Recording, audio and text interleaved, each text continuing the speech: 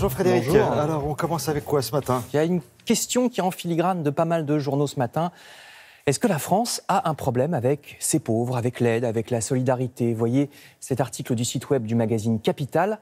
À Saint-Tropez, les propriétaires de yachts ont en effet refusé d'apporter leur aide à la Société nationale de sauvetage en mer. Mais oui, l'association des sauveteurs en mer dépend à 80% des dons et elle n'en vit que tout juste. Par exemple, à Saint-Tropez, elle n'a pas assez d'argent pour se faire livrer un nouveau bateau de sauvetage. L'association a donc sollicité les propriétaires de yachts en se disant que pour eux, c'était pas grand-chose. Mais hélas, la plupart l'ont envoyé balader. Information révélée par le journal Var Matin. Nous sommes le port français avec le plus de milliardaires, explique le président de l'antenne locale des sauveteurs en mer. Et un seul yacht, loin d'être le plus gros, je cite, a accepté de donner. Tous les autres ont refusé.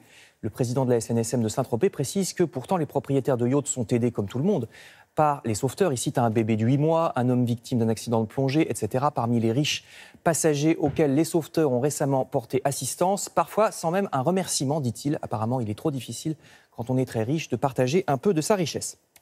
Autre histoire à rapprocher de celle dont je viens de vous parler, c'est dans Le Parisien que vous trouverez celle-ci, Le Parisien aujourd'hui en France.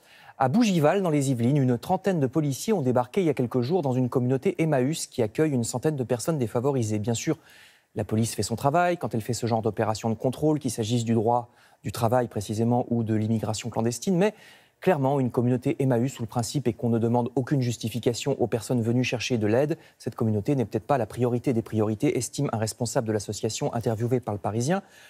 En couverture, le journal L'Humanité élargit le propos. C'est tout un système de réinsertion sociale qui est visé actuellement, victime de coupes budgétaires. Le gouvernement dit vouloir favoriser le retour des chômeurs vers le monde du travail. Pourtant, un plan d'économie très important est exigé des associations qui, précisément, aident les exclus et les sans domicile fixe à retrouver du travail. Dans un centre de l'Armée du Salut à Paris, il a ainsi fallu licencier 2 encadrants, même chose dans des centres de la région Occitanie.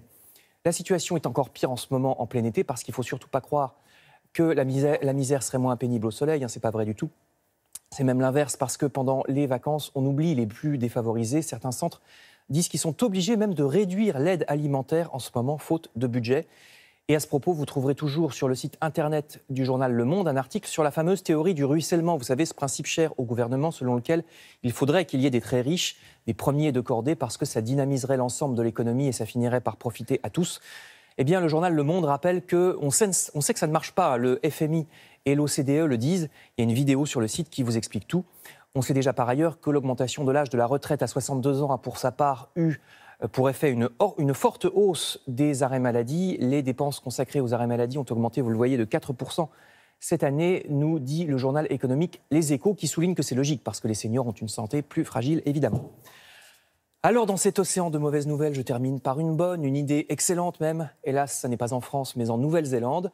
L'archipel du Pacifique vient de voter une loi selon laquelle les victimes de violences conjugales ont droit à un congé payé, ce qui est souvent nécessaire pour échapper à l'agresseur, qui se trouve être le conjoint. Il faut que la victime puisse se cacher éventuellement loin du domicile et donc du travail. Article à lire, vous voyez, dans l'Humanité ou bien dans le journal Ouest France, et une idée peut-être à importer en Europe. Merci Frédéric, on se retrouvera tout à l'heure pour la revue de presse culturelle.